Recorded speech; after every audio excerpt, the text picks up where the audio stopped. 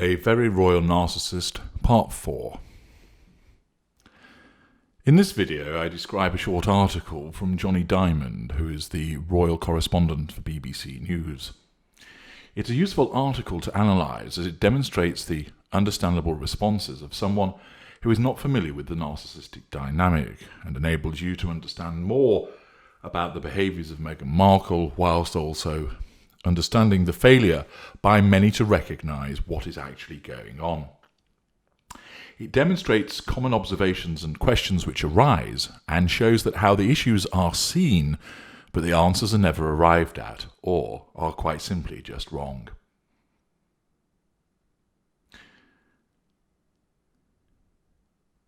The video demonstrates two main points. One, the explanation for the behaviours of Meghan Markle driven by her narcissism, which commentators have failed to identify and understand.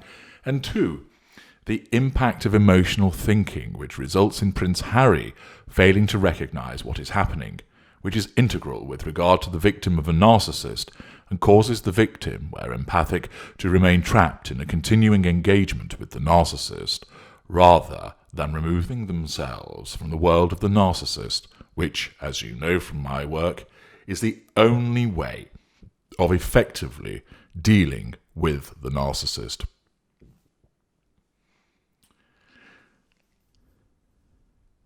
Diamond wrote, "As the dust settles on the most revealing royal interviews since Prince Diana spoke to the BBC in 1995, this is still the reality that Harry and Meghan and the rest of the royal family have to live with. Maybe this was a moment of release for Harry and Meghan, a chance to tell the world about their unhappiness, the pressure that she has felt under." Diamond is responding to the detailed interview that is dissected and analysed in A Very Royal Narcissist Part 3. Diamond refers to the pressure that she has felt under. Of course, there isn't any pressure. There is only the perceived threat to her control being what the narcissist requires at all times. This may manifest as being seen by an unaware narcissist as pressure, but it's not. It's actually fuel, the emotional response to the actions of the narcissist, which is the lifeblood of the narcissist. Where this fuel is provided in a way which challenges the narcissist in some way, for instance, unfavourable press coverage, this then threatens the narcissist. An unaware narcissist consciously believes that it is pressure, but unconsciously it is actually a threat to the narcissist's control, and therefore the narcissist is duty-bound to counter this perceived threat. In Meghan Markle's instance, this was to roll out pity plays and to commence legal action. Diamond writes, Prince Harry's anger at what he sees as a concerted newspaper campaign against his wife. There is, of course, coverage of the Sussexes because people want to read about them, just as there has been coverage about many of the royal family, many of whom have received unfavourable and critical coverage, some justified, some not. Take a look at some of the headlines written about Kate Middleton and contrast her response as a non-narcissist. Prince Harry is ensnared, and therefore his emotional thinking is very high. This blinds him, as it always does, to the logic. Accordingly, as a combination of this obscuring of logic, combined with the complaints from his wife, whom he naturally feels loyalty to, and his own dislike of the media because of his treatment of his deceased mother, a damaged trait his emotional thinking will exploit, as will Meghan Markle do so unconsciously through her narcissism, Prince Harry sees the newspapers as the root of the problem. It cannot be escaped that some of the coverage is unpleasant and relentless, but it's been this way for many royals. But it's not the root of the problem, but Harry is misled into believing that it is. Diamond refers to Prince Harry's struggles with his mental health. There is no doubt that Prince Harry has mental health struggles, and these are being exacerbated, as they always are, by the continuance of his ensnarement. Diamond refers to the lack of support that Miss Markle feels she has had from the rest of the palace. This is a combination of perception, owing to the narcissist's black and white thinking. You are either with me, so if you're not, you must be against me. The sense of entitlement, I should be supported. The need for control, the failure to provide support wounds the narcissist and also threatens control. And there will be some lack of support from the rest of the palace because there will be disapproval of what the Sussexes have been doing. Meghan Markle, governed by her narcissism, Prince Harry, affected by the instinctive manipulation of the narcissist, and thus the palace distanced itself from this behaviour. Diamond writes, maybe this was a bid for public sympathy, an attempt to circumvent the filter of the newspapers that Harry so despises. It most certainly was, because that sought-after public sympathy equates to the provision of fuel and allows the assertion of control, precisely what the narcissist must have. Diamond continues, but what's baffling is what the couple thought they would achieve in the medium term. This looks like a triumph of tactics over strategy. This is an accurate observation by Diamond, but it doesn't go far enough. The vast majority of narcissists seek control in the moment, not last week and not 2 months into the future. This instinctive and unconscious need for control is constant, and this means that a narcissist will do and say anything and everything to assert that control, and this results in the narcissist being hypocritical, contrarian, and inconsistent, although, of course, the narcissist is blinded to this. This is why a narcissist will embark upon a course of action in a divorce by issuing repeated court applications which are ultimately doomed and will end up diminishing available funds. The narcissism of that narcissist is not concerned about the success or failure of the application. It is not concerned about the future event of reduced funds. All it wants to do is assert control now through the issuing of the court application and a reaction thereon. This is why a narcissist will punch his boss in the moment. The narcissism isn't concerned with the ramifications of that punch, namely the loss of employment, as and when that happens in the future. The narcissist will of course only blame that event on something or someone else. It can never be the narcissist's fault. It only wants control over the boss by putting him on his backside in that moment. Accordingly, it is a triumph of tactics over strategy. Markle needs control in the moment, untroubled by what the medium or long term will be. Those will be dealt with in the same fashion at the appropriate point as and when they arrive. And thus, she does indeed embark on a course of action that indeed seems baffling. It isn't baffling. It is the narcissism at work in its usual fashion. The cameras and flashbulbs won't disappear now that Harry has said that they remind him of the worst side of his mother's life, Diamond continues. Correct, Markle doesn't want them to disappear, as they represent fuel. She wants the fuel to be the one which signifies that she has control. Harry, mistakenly led by his emotional thinking, believes that the cameras and the flashbulbs are the actual problem when they're not. Diamond states, the newspaper columnists who have poured bile over the Duke and Duchess for so many months aren't going to change their ways because Meghan says that Britain's best-selling newspapers have not been fair. Correct.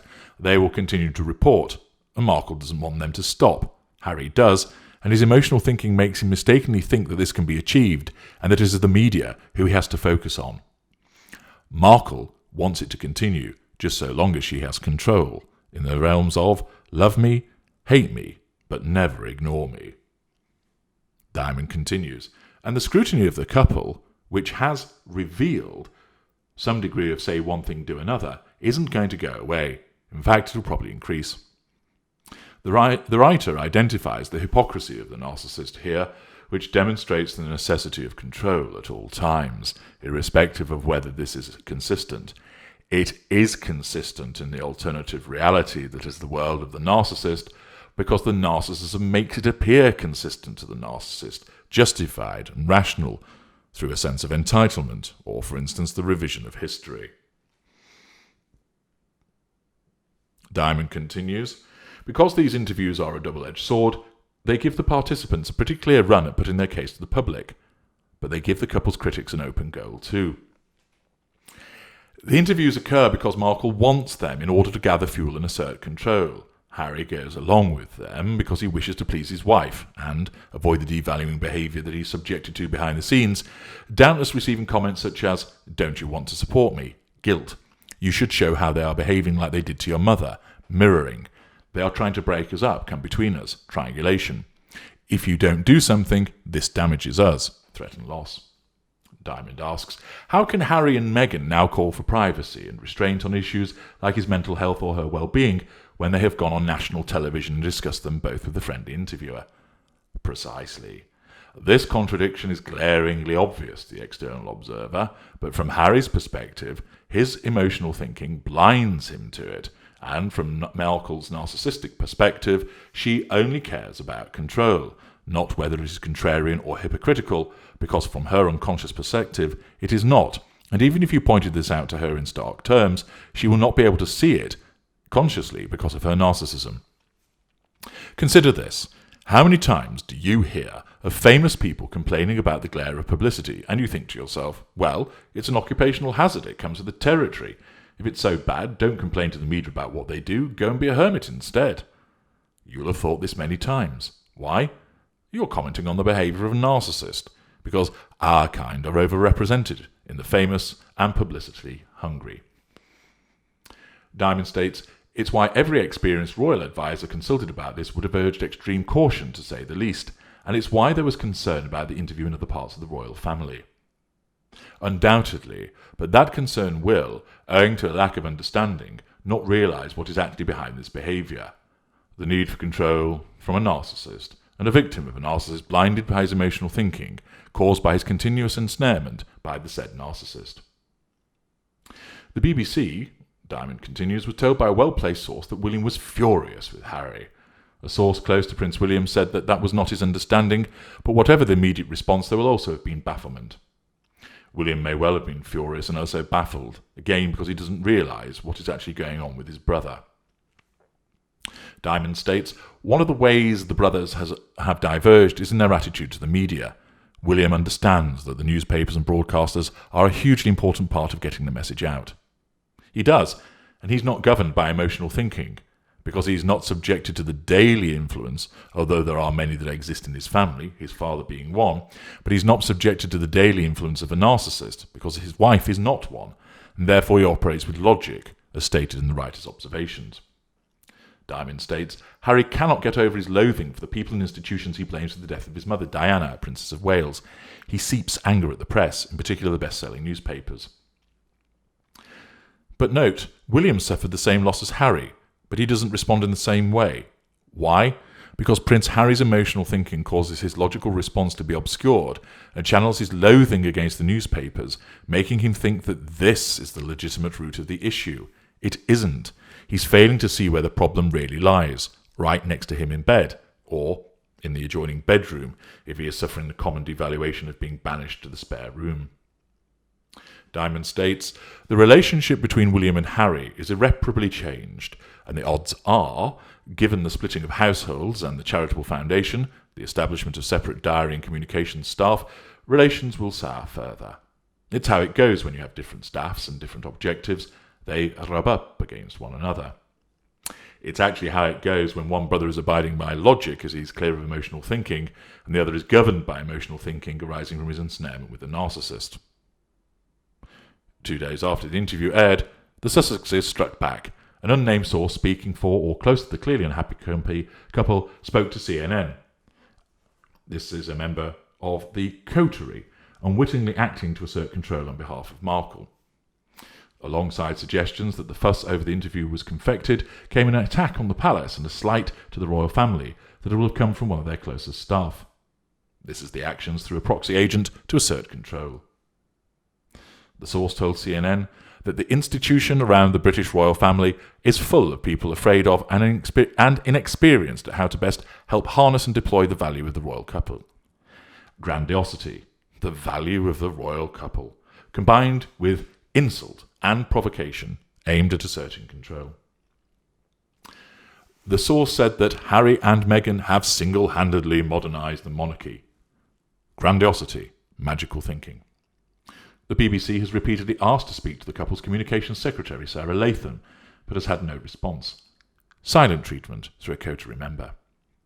A friend of Miss Latham told the BBC that the comments defending Harry and Meghan and criticising the palace didn't come from her. Diamond states, briefing wars are rarely won. They trudge humiliatingly on, each side dipping a little lower with every response, and the monarchy dips with them. The echoes of the unhappy Diana Charles years are loud and getting louder. Indeed, the narcissist versus empath dynamic does not and will never change. And yet, once again, so many people do not realize what is unfolding before them again and again and again. And in this fourth part, yet more evidence accrues of the actual behavior of the narcissist and how many people continue to fail to realize what is actually going on. I'm H.G. Tudor. Thank you for listening.